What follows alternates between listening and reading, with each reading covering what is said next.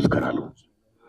మిత్రులారా, ముందుగా ఎన్నో ఏళ్లుగా ఎదురు చూస్తున్నటువంటి ప్రభుత్వ అవార్డులు, నంది అవార్డులు ఇవాళ తెలంగాణలో గద్దరు ప్రజాయుద్ధులకు గద్దరు అవార్డులు పేరిట సీఎం రేవంత్ రెడ్డి గారి గవర్నమెంట్ ప్రకటించడం మామూలు ఆనందం కాదు. Very very happy. అంటే ఇండస్ట్రీ యొక్క ఉనికిని గుర్తించి గౌరవించేందుకు సీఎం రేవంత్ రెడ్డి గారికి, వారి టీంకి నా నమస్కారాలు. అలాగే జాతీయ అవార్డు గ్రహీతలకి, పైడి సురేష్ గారు, జయరాజ్ గారి అవార్డులకి, కాంతారా గారి అవార్డు గ్రహీతలందరూ కూడా ధన్యవాదాలు చెప్తున్నా. తెలంగాణ ప్రభుత్వం ఏ విధంగా అయితే గద్దరు అవార్డులు ప్రకటించిందో అలాగే ఎన్నో ఏళ్లుగా ఎదురు చూస్తున్నటువంటి నంది అవార్డులు కూడా మన చంద్రబాబు నాయుడు గారు అక్కడ ప్రకటించాలని నేను మనస్ఫూర్తిగా విజ్ఞప్తి చేస్తున్నా. ఇక ముఖ్యంగా నేను మీ పాత్రికేయ మిత్రులందరూ ఎందుకు పిలిచానంటే, ఎందుకు విజ్ఞప్తి చేశానంటే, రీసెంట్ గా ఇండస్ట్రీ మొత్తం పర్సెంటేజ్ కావాలని మాక్సిమం అబౌవ్ 80% అనే ఇష్యూ మీద చర్చలు జరుపుతూ both producer council and film chamber అనేక చర్చలు జరుపుతూ పునఃసంస్థ దశలో ఎప్పుడు చర్చలు ఫలప్రదం అవుతాయా, ఎప్పుడు సినిమా ఇండస్ట్రీలో పర్సెంటేజ్ సిస్టమ్ వస్తుందా అని ఎదురు చూస్తున్న నాలాంటి సగటు నిర్మాతలందరికీ కూడా తీవ్ర విఘాతం జరిగింది. ఈ మధ్య రీసెంట్ గా ఒక విషయం ఏంటంటే, హరిహరి వీరమల్లు అనే సినిమాని ఆపడం కోసమే జూన్ 1 నుంచి బంద్ ప్రకటిస్తున్నారు పర్సెంటేజ్ గా ఇవ్వకపోతే అనే మాట రావడం అనేది చాలా దుర్మార్గం. It's a trash. అది ఉత్తిగది, అది కరెక్ట్ కాదు. అందులో కుట్ర ఉంది. ఆ కుట్రదారు ఎవరు తెలుసుకోవాలి అని స్వయంగా పవన్ కళ్యాణ్ గారు ఆఫీస్ నుంచి రావడం అనేది, స్వయంగా సినిమాటోగ్రఫీ మంత్రి దుర్గేష్ గారు మాట్లాడడం అనేది కరెక్ట్ కాదు. ఎందుకంటే మిత్రులారా, ప్రొడ్యూసర్ కౌన్సిల్ కానీ, ఫిల్మ్ ఛాంబర్ కానీ, అవి సినిమా పరిశ్రమ పాలనా సంస్థలు, ఆ రెండు సంస్థలు కూడా బంద్ ప్రకటిస్తాను ఇప్పుడు చెప్పలా. అని చెప్పారు. డబ్బు చెప్తున్నా మీకు, బంద్ అనేది ప్రజాస్వామ్యంలో ఒక బ్రహ్మాస్త్రం. ఎవరైనా బంద్ ప్రకటించే ముందు సినిమా ఇండస్ట్రీలో అకార్డింగ్ టు నార్మ్స్ 3 వారాల ముందుగా తెలియపరచాలి. ఇదిగో వాళ్ళ ఇష్యూ మీద మేము ఫైట్ చేస్తున్నాం, అది ఇంకా కొలిక్కి రాలేదు కాబట్టి మేము బంద్ ప్రకటించబోతున్నాం అనే విషయాన్ని నిర్మాతలకు 3 వారాల ముందు తెలియపరచాలి. This is norms, it's a preamble. 3 వారాల ముందు తెలియపరిస్తే రిలీజ్ డేట్ ఎవరు తెచ్చుకున్నారో, మేము రిలీజ్ డేట్ ఇచ్చుకున్నామండి, ఇంకో 2 వారాలు మేము రిలీజ్ చేస్తున్నామండి అని ప్రిపేర్ అయిన నిర్మాతలను ఇబ్బంది పెట్టకుండా ఉండడం కోసమే 3 వారాల ముందు తెలియపరచాలి according to norms. So June 1 bandh ప్రకటిస్తే, ఒకవేళ జూన్ 12 అంటే 2 వారాలు కూడా కాదు కదా, ఏ రకంగా మీకు హరిహర వీరమల్లుకి అది వర్తింపు చేస్తుందండి? అది కరెక్ట్ కాదు. పవన్ కళ్యాణ్ గారు ఎవరైనా కుట్రపడతారు. తెలుగు చలనచిత్ర పరిశ్రమలో విశ్వవిఖ్యాత నట సార్వభౌమ ఎన్టీ రామారావు గారు భారతదేశంలో ఎన్టీఆర్ తెలుగు జాతిని ఖ్యాతిని చేసిన మహనీయుడు. As a politician, as a CM, like this anything else. ఎంత గర్విస్తామో. తర్వాత మళ్ళీ మంచి గొప్ప పేరు తెచ్చుకొని ఈవేళ ఒక జనసేన పార్టీ పెట్టి ఈవేళ డిప్యూటీ సీఎం అయ్యారంటే మన చలనచిత్ర పరిశ్రమ మొత్తం గర్విస్తున్నది. హ్యాట్స్ పవన్ కళ్యాణ్ గారు. ఆయన సేవలను గుర్తుంచుకోవాలి. చంద్రబాబు నాయుడు గారికి సెల్యూట్. మేము పవన్ కళ్యాణ్ గారిని ఏ రకంగా దుర్మానం కాం, కానీ పవన్ కళ్యాణ్ గారు ఆఫీస్ ఆ రకంగా కరెక్ట్ కాదు రావడం.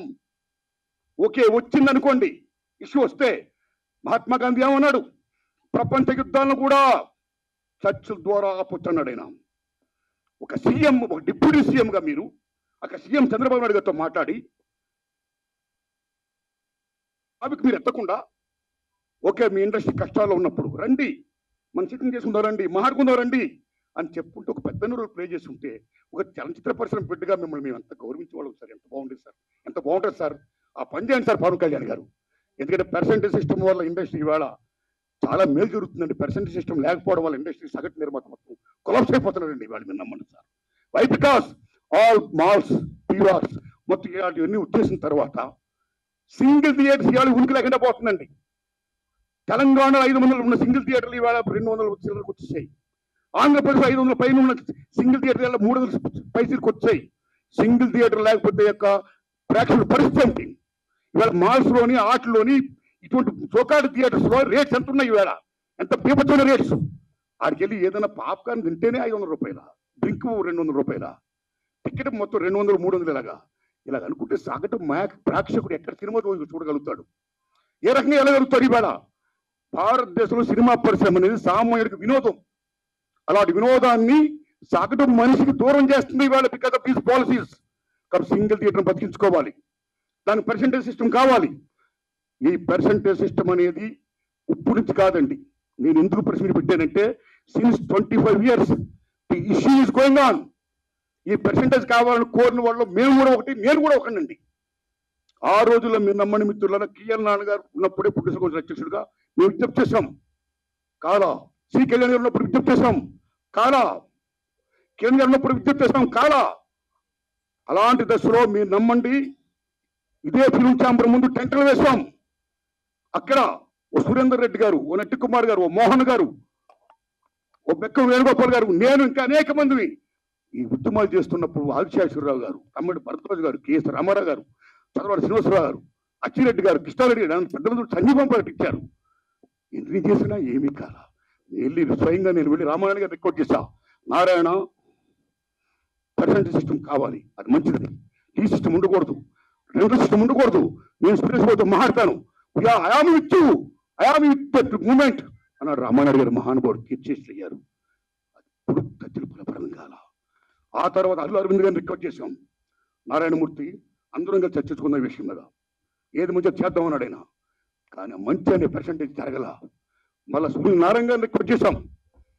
అందరూ ఏం చెప్తా అదే మేము చేస్తాం అన్నాడు ఆయన. కానీ ఇది మంచి జరగల, పర్సెంటేజ్ సిస్టమ్ ఇంప్లిమెంట్ కాల. దిల్ రాజు గారిని రికార్డ్ చేశాం. నిజంగా దిల్ రాజు గారు నేను పర్సెంటేజ్ సిస్టమ్కి యాక్సెప్ట్ అన్నాడు ఆయన ఆర్టీస్లో. కానీ ఫలప్రదం కాల. ఆ టైంలో అప్పుడు ఇండస్ట్రీ పెద్ద మహానుభావుడు మా గురువు దాసన్ గారి ఇంట్లో మా గురువు గారు కెఎస్ రామారావు గారు, తమ్ముడు భరద్వాజ్ గారు, నేను, సి కళ్యాణ్ గారు అందరం మీట్ అయ్యాం. మీట్ అయిన తర్వాత VNR Nageswara Rao distributor from Telangana, percentage system కావాలి, ఏ సిస్టమ్ కావాలి, ఆక్యుపేషన్ పర్సెంటేజ్ కావాలని కొందరు, 50-50 కావాలని కొందరు, ఇలా రకరకాల మాడుతున్నప్పుడు ఇది తప్పకుండా తేలుతాం. ముందు పర్సెంటేజ్ సిస్టమ్ పెట్టాలి, రెండు సిస్టమ్ ఉండకూడదు, ఈ సిస్టమ్ ఎత్తేయాలి అనే దాని ముందు మీరు తీసుకురండి మేము విజ్ఞప్తి చేస్తే మా గురువు దాసనాడు దాన్ని యాక్సెప్ట్ చేశారు, తీసుకుని వెళ్ళారు. కానీ ఫలప్రదం కాల, ఇంప్లిమెంట్ కాల. లేటర్ ఆఫ్ ఇండస్ట్రీ పెద్ద చిరంజీవి గారి దగ్గరికి వెళ్ళాం, ఇది ఇష్యూలో రైట్ చేశాం, విజ్ఞప్తి చేశాం, టికెట్స్ రేస్ పెంచుద్దని చెప్పడం ఇష్యూలో కానీ ఈ ఇష్యూలో కానీ ఆయన కృషి చేశాడు. మరీ ఫలప్రదం కాల. So this is a very big issue. Since 25 years this percentage system is going on, the issue is going on, not clearing. అది కావాలి. అలాంటిది ఇవాళ పర్సెంటేజ్ సిస్టమ్ కొలుక్కొచ్చే దశలో హరిహరి వీరమ్మకి దీనికి ఒక లింకప్ పెట్టి ఏం సంబంధం అండి? ఏమీ సంబంధం లేదు. ఈ రకంగా దాన్ని చేస్తారని చెప్పి ఈ పర్సెంటేజ్ సిస్టమ్ అనే ఇష్యూని పక్క తోసేసేసి హరిహరి వీరమ్మని ఫోకస్ చేయడం అంటే ఎంత దూరం ఉండేది? అది కరెక్ట్ కాదండి. అందుకని నేను మనస్ఫూర్తిగా ఇది ఫీల్ అయ్యే నేను చెప్పడం కోసమే నేను విజ్ఞప్తి చెప్తూ పవన్ కళ్యాణ్ గారు విజ్ఞప్తి చేస్తున్నా, నేను చంద్రబాబు నాయుడు గారిని విజ్ఞప్తి చేస్తున్నా, దుర్గేష్ గారు విజ్ఞప్తి చేస్తున్నా. పవన్ కళ్యాణ్ గారు మాట చెప్పారు, ఇండస్ట్రీ వారు వచ్చి గవర్నమెంట్ ఏర్పడ్డ వెంటనే వచ్చి పలకరించవచ్చు కదా, మర్యాద పూర్వకంగా కలవచ్చు కదా అన్నారు. శభాష్, కలవాలి రాజులు, మీరు కలుస్తాం. కానీ ఒక విజ్ఞప్తి చేస్తున్నాం, పూర్వకాలంలో రాజుల దగ్గరికి ఏదైనా ప్రజలకు సమస్య వచ్చినప్పుడు ధర్మగంట కొడితే లోపలికి వెళ్ళేవారు. దాని బిఫోరే రాజులే ప్రజల దగ్గరికి వెళ్ళేవాడు, రచ్చబండ పెట్టేవారు. మీ ప్రజలకు ఏ సమస్య రండి చెప్పండి అని అడిగేవాడైనా, అక్కడక్కడిగా తీర్పులు చెప్పేవాడు, సాల్వ్ చేసేవారు, ప్రజలకు మేలు చేసేవాడైనా. ఇదిగో మా ఊరికి చెరువు కావాలి, మా ఊరికి విద్య కావాలి, మా ఊరికి వైద్యం కావాలి, లైక్ దిస్. అలాగా మీ మినిస్టర్లు కూడా వెంటనే ఇండస్ట్రీని పిలిచి రండి, మీకేం సమస్యలు ఉన్నాయి, నేనేం చేయాలి, మేమేం చేయాలి అని చెప్తే మేము కూడా ఎంత ఆనందపడేవాళ్ళం అండి. మేము మీ బిడ్డలు అండి, చిల్డ్రన్ ఆఫ్ ది స్టేట్. మేము మీకు ఓట్లు వేసేవాళ్ళమి, మిమ్మల్ని లెక్కించేవాళ్ళమి, మీ బిడ్డలు మేము. You must be respect the people the same time who must respect the government. So my humble request, దయించి ఈ పర్సెంటేజ్ సిస్టమ్ పక్కకి పెట్టేయకుండా, పర్సెంటేజ్ సిస్టమ్ అనేది మెయిన్ ఇష్యూ కాబట్టి. ఎందుకంటే ఆల్ మాల్స్ ఇవాళ ఆక్యుపై చేసి 50% దే ఆర్ టేకింగ్. కార్పొరేట్ సెటప్తో కూడుకొని private సంస్థలు ఏమైతే ఉన్నాయో ఆ కార్పొరేట్స్ అందరూ కూడా వాళ్ళు they are getting 50% but single థియేటర్కి ఏమైంది? సింగిల్ థియేటర్ అందరూ మనవాళ్ళు ఎక్కడోళ్ళు ఒక ఫ్యాషన్తో కట్టుకున్నవాడు, ఈ తల్లిని నమ్ముకున్నవాడు, సినిమా అంటేనే తీసేవాడు, చూసేవాడు, ప్రేక్షకుడు దేవుడు, ఇద్దరికి మధ్య సందర్గా చూపించే తల్లి సినిమా, సినిమా హాల్ ఓ దేవాలయం. ఆ దేవాలయాలు బాగుండాలి. ఇవాళ ఎన్ని దేవాలయాలు కళ్యాణ మండపాలు అయిపోతున్నాయి, ఎన్ని దేవాలయాలు మూసిపడిపోతున్నాయి, బికాస్ దిస్ సిస్టమ్. కాబట్టి మల్టిపుల్ నేషన్స్, ఈ ప్రైవేట్ కంపెనీస్, కార్పొరేట్స్ అందరూ వచ్చేసిన తర్వాత చిన్న చేపను పెద్ద చేప, చిన్నమాయని పెద్దమాయాన్ని పెంగళ నాగేంద్ర మాయాబజార్ చెప్పినట్టు ఈవేళ they are occupying they like octopus. కాబట్టి చిన్న నిర్మాతని బతికించుకోవాలి, సింగిల్ థియేటర్ని బతికించుకోవాలి. సేమ్ టైం పర్సంటేజ్ సిస్టమ్ ఉంటేనే ఇద్దరు బాగుంటారు. కాబట్టి దశలో పవన్ కళ్యాణ్ గారు నేను విజ్ఞప్తి చేస్తున్నా, పర్సంటేజ్ సిస్టమ్ ఉంచండి సార్, దాన్ని ఫుల్ఫిల్ చేయించండి సార్. అది ఎలా చేస్తే బాగుంటుందో ఆలోచించి దానికోసం మీటింగ్ పెట్టి సక్సెస్ చేయించండి సార్. ఈ దశలో producer council and film chamber నేను విజ్ఞప్తి చేస్తున్నాం. ఆల్రెడీ మీరు విశాఖపట్నంలో మీటింగ్ అయ్యారు. ఏ మీటింగ్ చేసుకున్నా సరే 25,000 బట్టి రావణ కాష్టంలా కాలుతున్న ఏ పర్సెంటేజ్ సిస్టమ్ అయితే ఉందో దాన్ని మీరు మళ్ళీ పక్కకి దోసేయకుండా, ఏదేదో దాన్ని అడ్డం పెట్టి దాన్ని మళ్ళీ అడ్రస్ కూడా చేయకుండా ఆ పర్సెంటేజ్ సిస్టమ్ విషయంలో కొనుక్కొచ్చి ఇంప్రూవ్మెంట్ చేసి సగటు నిర్మాతను బ్రతికించండి. అప్పుడే మా సినిమా చూస్తారు జనం, లేకపోతే ఓటీలు చూస్తారండి. వేళ మాలాంటి సినిమా చూడాలంటే జనం రావాలి. జనం రావాలంటే బడుగు బలహీన వర్గాలు రావాలంటే ఎక్కడ వస్తారండి? వాళ్ళకి కొంత డబ్బులు పెట్టి కాంట్ కమ్, ఆ ఓటీలు వస్తుంది చూద్దాంలే. ఎన్ని సినిమాలు ఇవాళ బాగా ఆడుతున్నాయండి, పర్సెంటేజ్ సిస్టమ్ ఎంత తగ్గిపోయిందండి.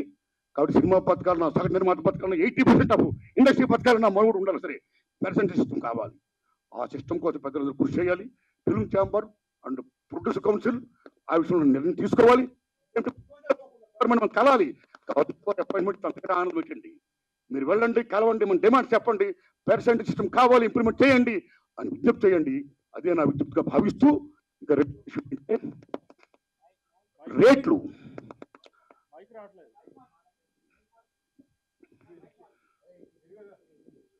ఈ రేటు తమ్ముడు, హే తమ్ముడు, ఇప్పుడు దగ్గర మాట వచ్చిందా? Thank you. మైక్ రాలేదంటే ఇక ఈ రేట్ల విషయం మాట్లాడేసి నేను నిన్న పని చూసుకుంటానని మిమ్మల్ని డిస్టర్బ్ చేయనండి. సురేష్ అన్న,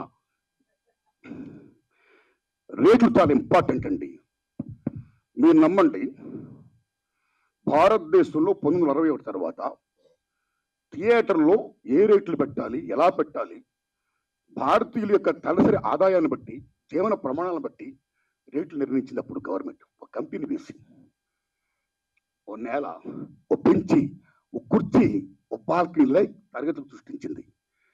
ఈవేళ నేల లేదు, బెంచీ లేదు, ఒకటే క్లాసు అయితే 2 క్లాసులు, మొత్తం థియేటర్స్ మొత్తం ఆ రకంగా చేసేసారు. ఓకే, ఇక రేట్లు అనేది ఏమవుతున్నాయో సిస్టమ్ ప్రకారం గవర్నమెంట్ ఏదైనా ఒక రేటు పెడితే ఆ రేట్ని అందరూ కూడా హాండర్ చేయాలి.